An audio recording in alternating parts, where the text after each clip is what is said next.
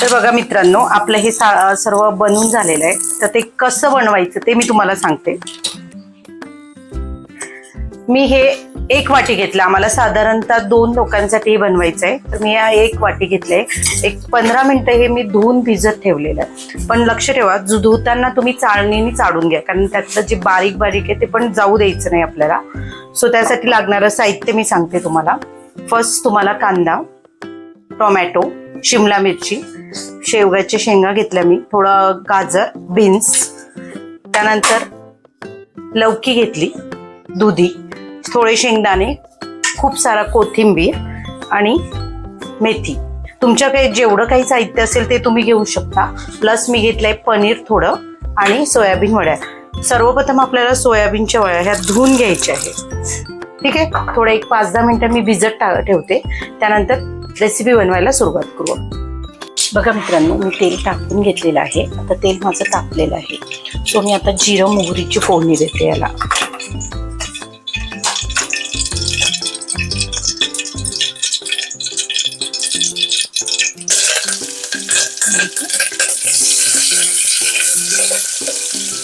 कांदा,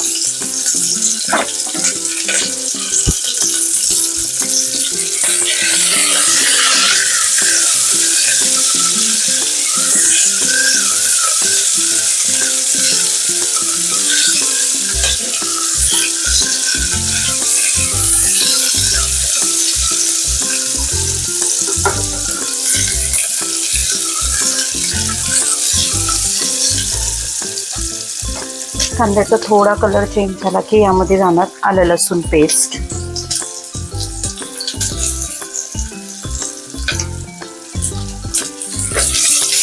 त्यामध्ये माझं बघा तिखट, धनेपूड, मीठ, मिरची आणि हळद हे सर्व जाणार.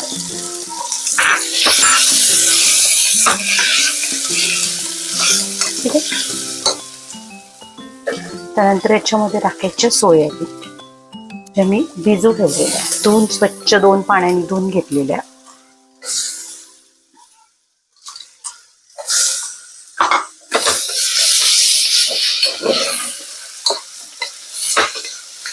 बघू शकता तुम्ही. त्यानंतर याच्यामध्ये सर्व ज्या भाज्या आपण कट केलेल्या त्या सर्व भाज्या टाकून द्यायच्या.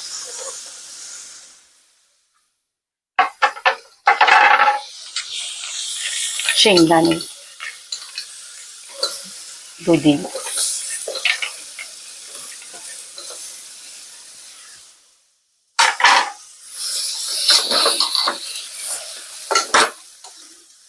आणि मेथी सुद्धा.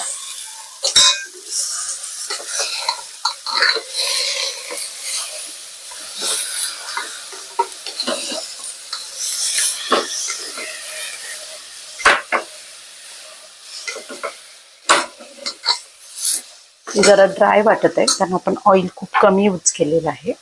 सो यामध्ये हे टाकायचं.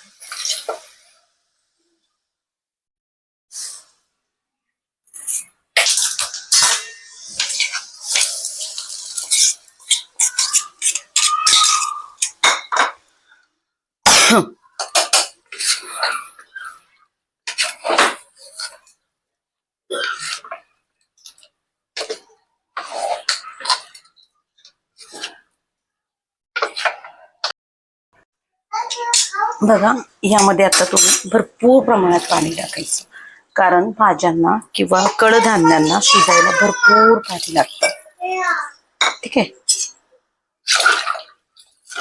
सो पाण्यात शेवटी बघा कोथिंबीर टाकायचं वरून खूप सारा.